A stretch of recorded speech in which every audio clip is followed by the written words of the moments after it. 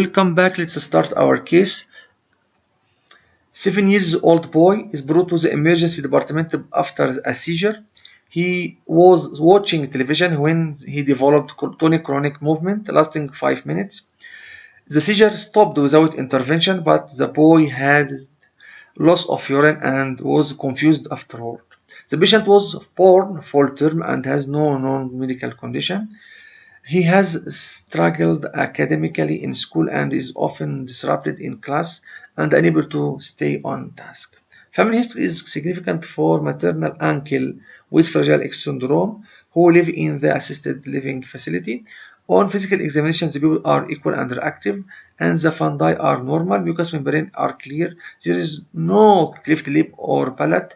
No other facial dysmorphism. The axillary and inguinal fold have multiple flickers, and chest and back have 6 darkly pigmented macules with a smooth border. The patient diagnosed is mostly commonly associated with which of the following? First, you should diagnose the patient and what is the association for this diagnosis. Is it acoustic neuroma, intracardiac tumor, optic pathway glioma, testicular enlargement, vascular malformation? First of all, what this case gives a clue for this scenario. This is the case of seizure and skin manifestation, what we call neurocutaneous syndrome. He gave you a positive family history about the Fragile X syndrome. Fragile X syndrome mean male, and already he's uncle, and the boy male. So what is the diagnosis? The diagnosis most likely is neurofibromatosis type 1. Patient has seizure, cafe-au-lait patches, and these multiple flickers. This is clue for the diagnosis. So this patient diagnosed as neurofibromatosis type 1. What about acoustic neuroma? Acoustic neuroma is associated with neurofibromatosis type 2 and usually bilateral acoustic neuroma. Neurofibromatosis type 2 has no cafe-au-lait patches. What about intracardiac tumor? Intracardiac tumor, it is characteristic of tuberous sclerosis. Tuberous sclerosis is the second most common cause form of neurocutaneous syndrome after neurofibromatosis. What about optic pathway glioma? This is the answer. Neurofibromatosis type 1 is characterized by optic pathway glioma. And here patient remembers that pupils are equal and reactive at normal fundus. This is important to do fundus examination and ophthalmological examination annually to detect the optic glioma, which can cause visual acuity defect. What about testicular enlargement? Testicular enlargement is characteristic of Fragile X syndrome, but this patient has no feature of Fragile X syndrome. Fragile X syndrome characterized by this facial dysmorphism. Patient will become elongated face, frontal baldness, enlarged ear, and testicular enlargement. Testicular enlargement is characteristic of Fragile X syndrome. What about vascular malformation? Vascular malformation with Sturge-Weber syndrome. Sturge-Weber syndrome is one of the neurocutaneous syndrome characterized by port wine stains and seizure and mental retardation and already vascular malformation. And there is characteristic lesion in the MRI and the CT. The X-ray will show calcification, and the MRI and CT brain will show leptomeningeal angiomatosis, and characterized by hemiatrophy. You see here, this is the picture of neurofibromatosis type 1, characterized by leash nodule, leash hamartoma, optic glioma, and if it develops, it will compress the optic nerve and cause papilledema and optic atrophy. And the fundus will be not normal, will be abnormal, papilledema, optic atrophy. And these cafe au lait patches, hyperpigmented, cafe au lait patches, hyperpigmented. And scoliosis, axillary and inguinal flickering, it is characteristic for this. And this neurofibromatoma. This is a classic picture of Fragile X syndrome.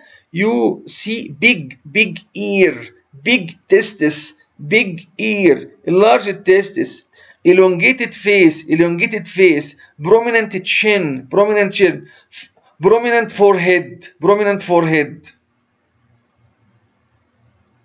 The patient is mentally retarded. So again, what is the answer?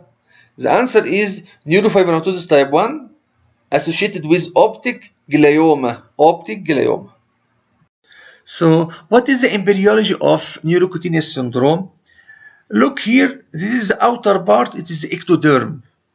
As this is the tube, this is a neural tube. And this green is neural crest. From where coming?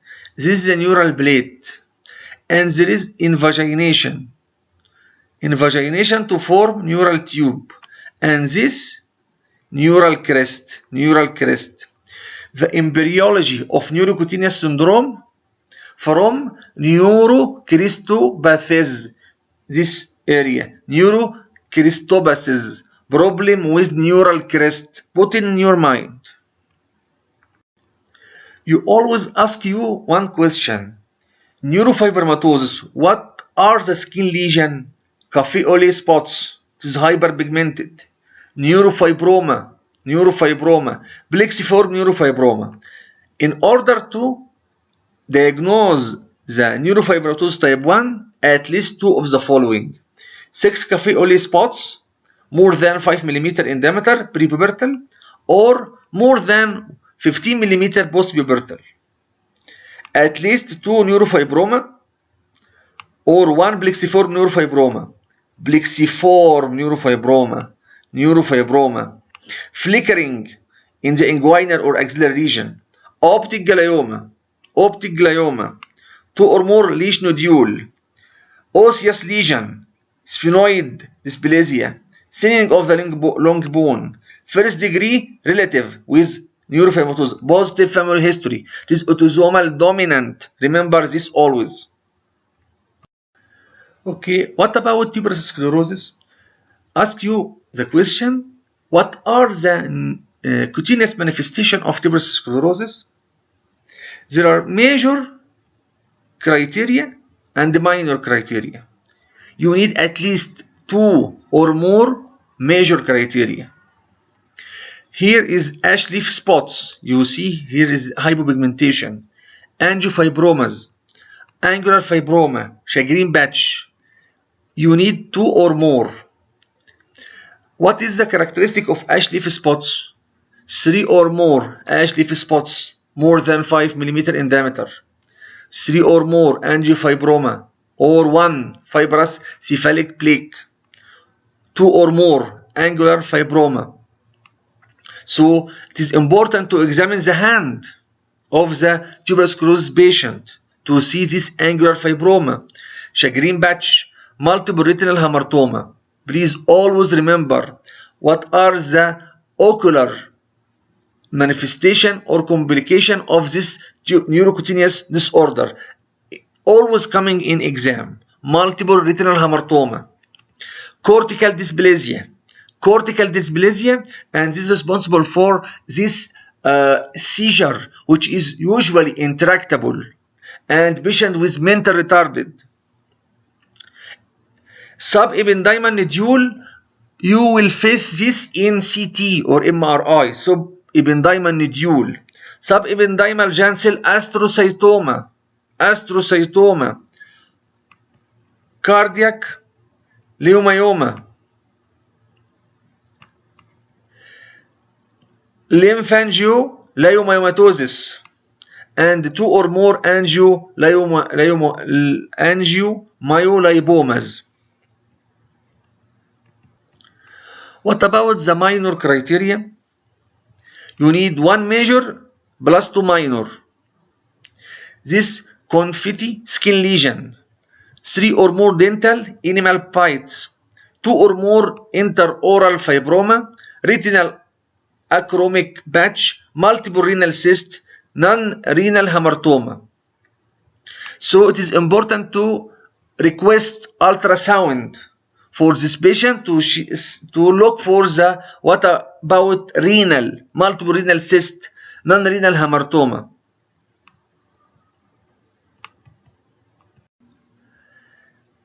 The third most common neurocutaneous syndrome is Sturge-Weber syndrome. Sturge-Weber syndrome. Sturge-Weber syndrome characterized by port wine stain. You see, port wine stain, port wine stain. In the distribution of trigeminal nerve, ophthalmic, maxillary, mandibular. This is the MRI. You will see here hemiatrophy, hemiatrophy, hemiatrophy. This patient could be presented by homonymous hemianopia, hemiparesis, and mental abnormality, and always presented by seizure. The X-ray can show calcification due to angioma. Here what we called leptomeningeal angiomatosis. Leptomeningeal angiomatosis. Comparison between neurofibromatosis type 1 and tuberous sclerosis. First of all, skin lesion. Café au lait spots. Please remember, café is hyperpigmented. Ash leaf spots is hypopigmented. Hypopigmented. Often the first presentation is a skin lesion, café au lait patch, spots. But on the other, the first presentation is infantile spasm, seizure. Axillary and the inguinal flickering is common. Always present in the question. Always. Neurofibroma. Glioma of the optic nerve. Very famous. Cerebellar and brainstem glioma. Leash nodules. Shagreen patch. Nail fibroma. Facial angiofibroma. Skin tag. Will show the picture. What about neurofibromatosis? We have two types, type 1 and type 2. Type 1, as in our case, neurofibromatosis type 1 on chromosome رقم 17, characterized by café au lait spots, multiple neurofibroma, leash nodule. Neurofibromatosis type 2, it is the central neurofibromatosis, chromosome 22, 22. Bilateral acoustic neuroma. Neurofibromatosis type 2, 22, 2 acoustic neuroma, bilateral.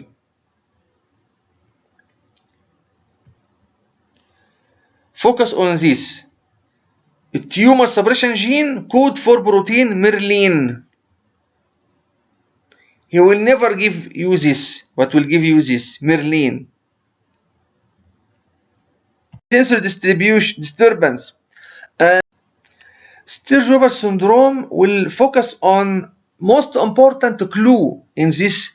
Sturge S for seizure, Sturge-Weber syndrome. W, wine, port wine stain. It is very characteristic. Port wine stain in the distribution of trigeminal nerve. You can diagnose the patient by inspection, and after you suspect, you will go to assess mentality and ask about history of seizure. If you do MRI or CT, there is hemiatrophy, hemianopia, hemiparesis, hemisensory disturbance. And most important, write it down. Glaucoma, glaucoma, glaucoma, ipsilateral glaucoma, ipsilateral glaucoma. Skull X-ray will show intracranial calcification. Intracranial calcification. As regard the medication, you control seizure, reduce the intraocular pressure, argon laser therapy unsuccessful in removing the skin lesion. This come in the question. What about tuberous sclerosis? Tuberous sclerosis characterized by intracranial tumor, cortical tubercle, hamartoma, subependymal giant cell. This you can see this by if you do MRI, if you do CT. Subcortical hamartoma, subcortical tubers, subependymal giant cell, astrocytoma. Initial presentation is seizure. Cutaneous lesion called adenoma specum appear at 5-10 years of age. Hypopigmented macule, ash leaf spots, facial angiofibroma, cardiac rhabdomyoma, coming in our MCQ, renal angioleiomyoma. You will request for abdominal ultrasound. Important. Mental retardation.